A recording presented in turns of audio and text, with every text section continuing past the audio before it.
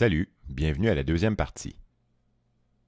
Nous avons vu que l'origine de notre univers est encore au-delà de notre portée, mais qu'une fois que tout existe, la matière et l'énergie se comportent mécaniquement en obéissant aux lois de la nature. Dans cette deuxième partie, nous allons donc nous attarder aux tout premiers assemblages de particules, c'est-à-dire à la force nucléaire. Avant que la toute première seconde de son existence soit écoulée, l'univers se refroidit et se diffuse si vite que nous pouvons commencer à décrire les interactions entre la matière et l'énergie. Nos lois de la physique, comme les quatre forces de la nature, vont entrer en jeu une par une et vont structurer la matière qui, elle, est encore totalement chaotique. La théorie de la relativité explique les effets de la force gravitationnelle à grande échelle. La théorie qui explique les comportements de la matière à très petite échelle, donc des trois autres forces, c'est la mécanique quantique. Alors, pour la plupart d'entre nous, dont même Albert Einstein, la théorie de la mécanique quantique défie toute logique. Elle démontre entre autres qu'une particule peut être à deux endroits en même temps et que les particules peuvent adopter des comportements très différents. La mécanique quantique est donc abstraite et hostile à notre bon sens. Et elle est d'autant plus frustrante qu'elle ne dit pas pourquoi les particules agissent ainsi. Pendant la première seconde de l'univers, la matière est encore radicalement différente de ce que nous sommes habitués de rencontrer. C'est-à-dire que l'univers est composé uniquement de radiation et de toutes petites particules qu'on appelle astucieusement particules élémentaires. Ces particules sont dites élémentaires pour le moment parce que nous sommes encore incapables de savoir si elles sont elles-mêmes composées de particules plus petites. Alors, nous connaissons déjà plus de 200 particules élémentaires, certaines sur papier seulement. Et elles portent parfois des noms un peu drôles comme les quarks, les gluons ou les neutrinos, alors que d'autres particules, comme les électrons, sont beaucoup plus connues du grand public. L'origine de ces particules se perd dans le mystère du premier instant du Big Bang. Mais une fois qu'elles existent, nous sommes en présence de matière que nous connaissons. Puisqu'il est en expansion, l'univers se refroidit et se raréfie. Quoique pendant la toute première seconde de l'univers, les conditions sont encore incroyablement intenses. Un être humain qui aurait une machine à voyager dans le temps pour aller voir ce qui se passe serait très déçu. Les atomes, comme l'hydrogène, l'oxygène, le carbone et ainsi de suite, les atomes ne peuvent pas encore exister et se feraient aussitôt pulvériser par les impacts violents des particules élémentaires et par l'intensité de la radiation. Pendant la première seconde de l'univers, il ne peut rien exister d'autre que des particules élémentaires. Alors, dans le nuage de matière initiale, autrement dit dans la soupe de particules qui s'entrechoquent, il peut arriver que deux particules se collent l'une à l'autre en emmagasinant une partie de l'énergie dans un lien qui va les unir. Tant que la chaleur ambiante est trop intense, les collisions sont trop violentes, donc les assemblages se font détruire, aussitôt formés, et l'énergie emmagasinée dans le lien est alors relâchée dans l'espace. La force de la nature qui agit ici est appelée la force nucléaire. Et c'est la plus forte des quatre forces de la nature, même si elle n'affecte les particules que lorsqu'elles sont très rapprochées. Prenons les aimants comme exemple. Deux pôles positifs vont se repousser alors qu'un négatif et un positif s'attirent. Un être humain serait capable, s'il exerce une force suffisante sur des petits aimants, un être humain serait capable de pousser deux côtés d'aimants positifs ou deux côtés négatifs pour qu'ils se touchent. La force exercée sur les aimants pour qu'ils se touchent correspond à l'énergie de mouvement des particules, même qu'il faut continuellement pousser sur les aimants pour qu'ils restent collés. S'ils n'ont pas assez d'énergie de mouvement, les aimants ne se touchent pas, ils rebondissent en fait, mais avec suffisamment d'énergie, ils peuvent entrer en collision. Et lorsqu'ils se collent, c'est comme si une partie de l'énergie devenait un élastique assez solide pour retenir les deux aimants ensemble. Alors, une fois qu'ils sont collés, les assemblages de particules ne restent stables que pendant un certain temps. Combien de temps? Ça dépend des assemblages. Le terme donné à leur stabilité est la demi-vie. Certains assemblages sont très instables et leur demi-vie est très courte, de sorte qu'il reste collé seulement pendant une infime petite fraction de seconde. D'autres assemblages sont extrêmement stables et peuvent durer des dizaines de milliards d'années. La demi-vie mesure le temps requis pour que la moitié des assemblages se brisent. Alors, par exemple, si on prend 10 particules assemblées, qui auraient une demi-vie de 2 minutes, au bout de 2 minutes, il ne resterait que 5 particules. Après la 4e minute, il n'en resterait que 2 ou 3. En fait, personne ne pourrait prédire s'il en resterait 2 ou 3. C'est un pur hasard.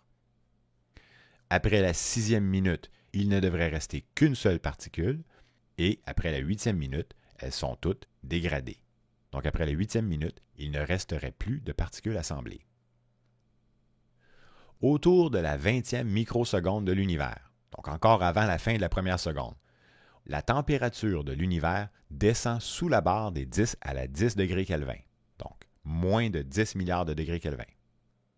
Et la densité aussi est inférieure à 10 à la 10 grammes par centimètre cube. À ce stade-ci, ce sont les quarks qui retiennent notre attention. Alors, il existe plusieurs types de quarks que nous nommons généralement par leur nom anglais.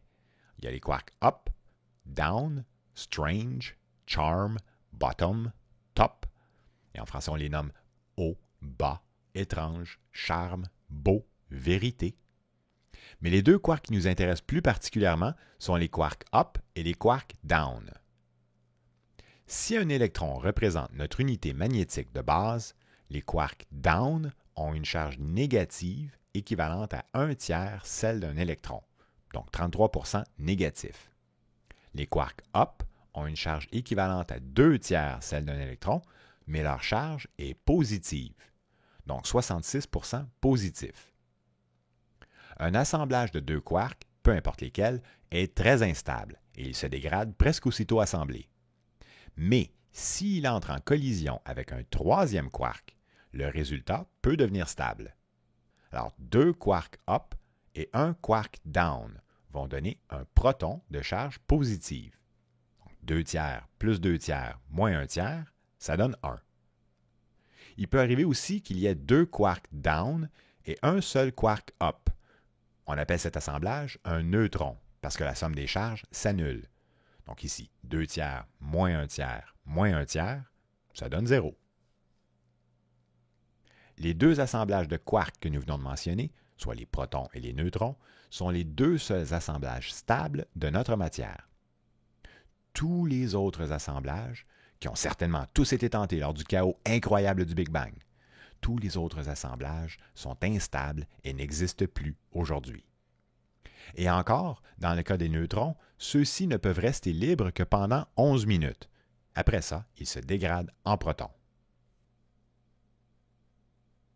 Après les premières microsecondes, en passant, nous achevons enfin la première seconde d'existence de l'univers.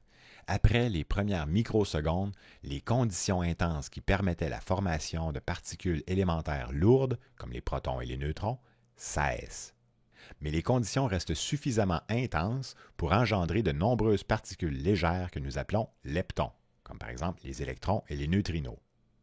Alors, pendant le reste des 2 premières minutes, donc nous achevons la première seconde, mais pendant le reste des 2 premières minutes, c'est à peu près tout ce qui va se passer d'intéressant.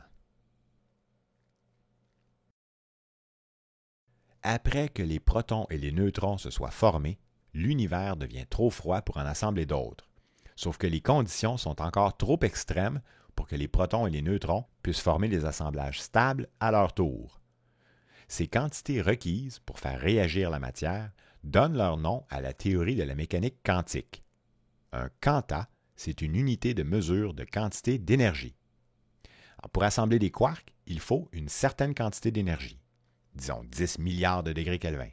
Alors que pour assembler des protons et des neutrons en noyau atomique lourd, il en faut moins, disons 10 millions de degrés Kelvin. Selon les quantas, les particules réagissent mécaniquement. Pendant les premières secondes de l'univers, la température est encore trop élevée pour assembler les protons et les neutrons. C'est-à-dire qu'ils se feraient aussitôt détruire par la radiation intense. Déjà, nous pouvons commencer à déceler une tendance de la matière de passer du plus simple au plus complexe. De quarks à protons, puis de protons à noyau atomique, C'est comme des lettres de l'alphabet qui forment des mots, puis des mots qui forment des phrases, puis des phrases qui forment des paragraphes, et ainsi de suite. Dans cette histoire qui mène vers la complexité, chaque étape devra construire avec le résultat de l'étape précédente. Nous connaissons surtout la matière sous forme d'atomes. Les atomes sont des assemblages de protons et de neutrons autour desquels orbitent des électrons. Pour le moment, l'univers est trop chaud et les électrons sont encore trop énergisés pour rester en orbite. Alors nous ne pouvons pas encore parler d'atomes. Il s'agit simplement de noyaux. Le noyau le plus simple, c'est l'hydrogène, naturellement, puisqu'il n'a qu'un seul proton. Pendant plusieurs secondes, la matière ordinaire de l'univers n'était composée que de noyaux d'hydrogène, de neutrons et d'électrons libres. N'oublions pas qu'il existe aussi beaucoup d'autres choses dans l'univers, comme par exemple la matière noire, mais que toutes ces autres particules ne font pas partie des assemblages de notre réalité quotidienne. Donc au début, le seul élément qui existait, c'était l'hydrogène. Il est impossible de croire que des assemblages de protons et de neutrons ne se soient pas produits pendant les 2 premières minutes de l'univers. Évidemment, 2 protons qui entrent en collision n'auraient pas beaucoup de chances de rester fusionnés puisqu'ils ont chacun une charge positive. Alors, un proton et un neutron qui se fusionnent vont donner un deutéron, c'est-à-dire un noyau de deutérium. Puisque nous comptons le nombre de protons pour identifier les atomes, le deutéron est encore un noyau d'hydrogène. Mais ce n'est pas un vrai noyau d'hydrogène à cause de la présence du neutron. On appelle cette variation de noyau d'atomes des isotopes. Alors même un proton fusionné avec 2 neutrons serait encore un isotope de l'hydrogène. Et même un proton fusionné avec 200 neutrons serait encore un isotope de l'hydrogène. Dans le cas du proton fusionné avec 2 neutrons, on l'appelle tritium. Sauf que les tritons sont instables et après environ 12 minutes, un de leurs neutrons se dégrade en proton. Après ça, le noyau devient un isotope de l'hélium, avec 2 protons et 1 neutron. Si cet isotope d'hélium rencontre un autre neutron, il devient un noyau d'hélium typique, avec 2 protons et 2 neutrons. Donc, la stabilité du noyau dépend beaucoup de la quantité de neutrons, qui vont permettre aux protons de rester proches sans faire éclater le noyau. Jusqu'ici, la matière de l'univers semble s'assembler vers des atomes lourds comme le carbone, qui contient 6 protons, et l'oxygène, qui contient 8 protons. Sauf que dans ce scénario, l'univers rencontre vite un problème. Chaque étape d'assemblage prend du temps, car il faut parfois attendre qu'un assemblage se dégrade, et pendant ce temps, la température baisse très rapidement. Après environ 2 minutes, la température moyenne tourne autour de 10 millions de degrés Kelvin. Si vous me permettez l'expression anglaise, c'est le last call pour fabriquer le noyau d'atome le plus léger après l'hydrogène, l'hélium. Après ça, il fait trop froid pour que la force nucléaire combine les protons avec les neutrons. Alors, pour fabriquer de l'oxygène, il faudrait en fait que la température remonte à des centaines de millions de degrés. Puisque les noyaux lourds contiennent plusieurs protons, il faut en fait que les collisions soient plus violentes, c'est-à-dire avec plus d'énergie. Mais il y a aussi un autre problème avec l'idée que les éléments lourds aient été fabriqués lors du Big Bang. Les protons et les neutrons qui réussissent à s'assembler sont surtout entourés d'autres protons et neutrons libres. Les probabilités que 2 ou 3 noyaux lourds entrent en collision sont très faibles. En absorbant les protons et les neutrons un par un peu comme un Pac-Man, c'est-à-dire un jeu vidéo de mon époque où on devait manger des pastilles qui traînent une par une, donc en absorbant les protons et les neutrons un par un, les noyaux doivent passer par des stades très instables. En fait, il n'y a pas d'assemblage stable de 5 particules entre l'hélium, qui en a 4, et le lithium, qui en a 7. Et au-delà du lithium, c'est le même problème. Il n'y a pas d'assemblage stable de 8 particules. Alors tous les tritons doivent attendre 12 minutes pour se dégrader, pendant qu'autour d'eux, les neutrons libres se dégradent en protons après 11 minutes. Et de toute façon, 2 minutes après le Big Bang, la température est déjà trop froide pour continuer les assemblages. Le processus que nous venons de décrire explique pourquoi l'hydrogène est l'élément le plus abondant dans l'univers, c'est-à-dire qu'il représente plus de 90% de la matière totale. Le deuxième élément, naturellement, c'est l'hélium, qui composent moins de 10 % de la matière. Les éléments lourds, même aujourd'hui, composent moins de 1 % de la matière dans l'univers. Partout dans le ciel où nous observons des étoiles récentes, nous obtenons ce ratio d'éléments, c'est-à-dire environ 90 % d'hydrogène, 10 % d'hélium et moins de 1 % d'éléments lourds. Si nous observons de vieilles étoiles qui se sont formées peu de temps après le Big Bang, elles contiennent un peu plus de 90 % d'hydrogène et un peu moins d'hélium. Partout dans l'univers, l'augmentation de la quantité d'hélium et l'apparition d'éléments plus lourds s'est produite plus tard. D'où vient donc la matière lourde? Pour le savoir, il faut regarder dans un endroit où l'on retrouve les conditions intenses des premières minutes de l'univers, c'est-à-dire dans les étoiles. Pour le moment, pendant les premières minutes de l'univers, les conditions ne permettent pas encore la formation d'étoiles. Et pendant encore plusieurs milliers d'années, la matière, c'est-à-dire l'hydrogène et l'hélium, la matière poursuit son expansion vertigineuse en se refroidissant. Passons maintenant aux autres forces de la nature et, indirectement, au long travail de la gravité. Selon nos connaissances actuelles, il y a 4 forces de la nature: la force nucléaire, électromagnétique, gravitationnelle et la force faible. Un des grands rêves des scientifiques d'aujourd'hui est de les unifier comme étant la manifestation d'une seule et même force. Bon, nous ne sommes pas encore rendus là.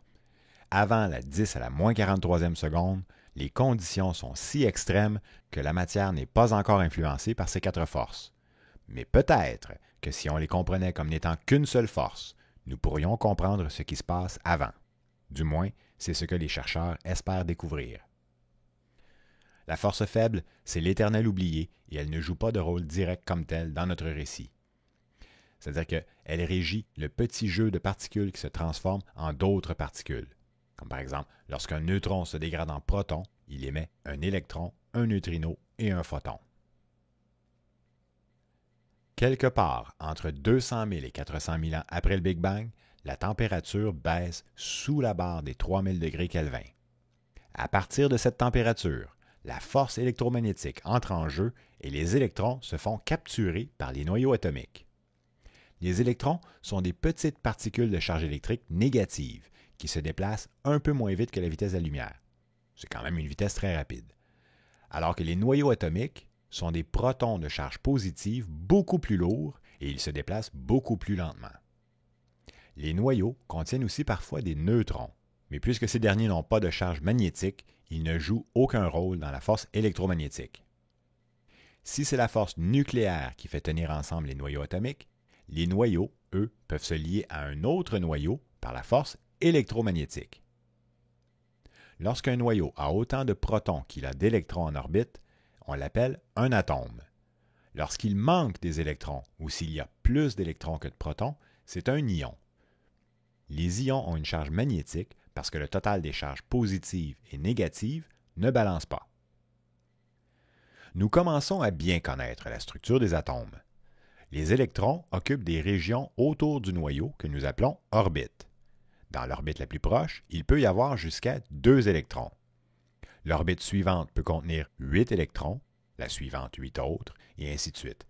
Les atomes d'hydrogène, qui sont extrêmement abondants dans l'univers, n'ont qu'un seul proton et, conséquemment, un seul électron. Mais leur orbite reste incomplète sans un deuxième électron qui, lui, serait difficile à retenir pour un seul proton. Alors c'est pour cette raison que les atomes partagent des électrons avec d'autres atomes. En partageant chacun leur électron, 2 noyaux d'hydrogène, 2 protons de charge positive, peuvent garder un total de 2 électrons de charge négative.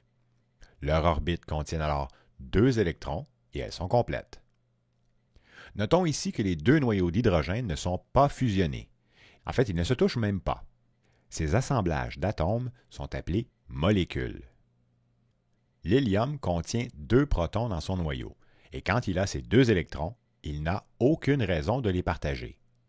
Un simple atome d'hélium possède une orbite complète et ne forme jamais de molécules. Tous les objets que nous manipulons dans notre quotidien sont des assemblages d'atomes qui tiennent ensemble par la force électromagnétique. Les roches, les tables, les chaises, nos vêtements, l'eau, l'air, tout ce que nous touchons tient ensemble par des jeux d'électrons. Sans la force électromagnétique, même nos corps humains ne tiendraient pas ensemble. Nos cellules sont composées de molécules et ne pourraient exister sans les partages d'électrons. L'hélium, même si c'est le deuxième élément le plus fréquent de l'univers, l'hélium ne joue aucun rôle dans l'évolution de la vie sur Terre, parce qu'il ne réagit chimiquement avec rien. Un corps humain ne contient pas d'hélium, sauf peut-être lorsque nous respirons l'hélium d'un ballon de fête pour nous donner une petite voix aiguë. La formation des atomes relève de la physique, mais les molécules sont le centre d'intérêt de la chimie, qui explique les propriétés des différents assemblages d'atomes. Par exemple, quand l'hydrogène et l'oxygène s'assemblent ensemble pour donner une molécule d'eau, les propriétés de l'eau n'ont rien à voir avec celles de ses composantes prises indépendamment. Ces partages d'électrons entre atomes ne sont jamais éternels et chaque noyau atomique a pu changer souvent de partenaire depuis le Big Bang, tandis que les noyaux eux-mêmes, soit les assemblages stables de protons et de neutrons, les noyaux eux-mêmes peuvent durer des milliards d'années. Lorsqu'un électron en orbite absorbe de l'énergie, comme par exemple un photon de lumière qui passerait dans son champ d'action, cet électron peut quitter l'orbite de l'atome. En revanche, un électron libre qui se fait capturer par un proton émet un photon d'énergie. Et tant qu'il ne reçoit pas de nouvelle énergie, cet électron ne peut plus quitter l'orbite. Il est intéressant de savoir que les quantités d'énergie pour passer d'une orbite à l'autre ne changent pas dans les atomes d'un même type. Par exemple, notre atmosphère est largement composée d'oxygène qui se fait stimuler le jour par des rayons du Soleil. Et les électrons qui tombent dans la deuxième orbite des noyaux d'oxygène relâchent de l'énergie, c'est-à-dire qu'ils relâchent des photons de fréquence bleue. Le jour, le ciel est d'un bleu opaque à cause de l'abondance de photons bleus émis qui nous éblouissent et brouillent notre vue. D'ailleurs, nous pouvons à peine entrevoir la Lune si elle est là. La nuit, sans les rayons intenses du Soleil, les électrons dans les atomes d'oxygène restent tranquilles et notre ciel redevient transparent.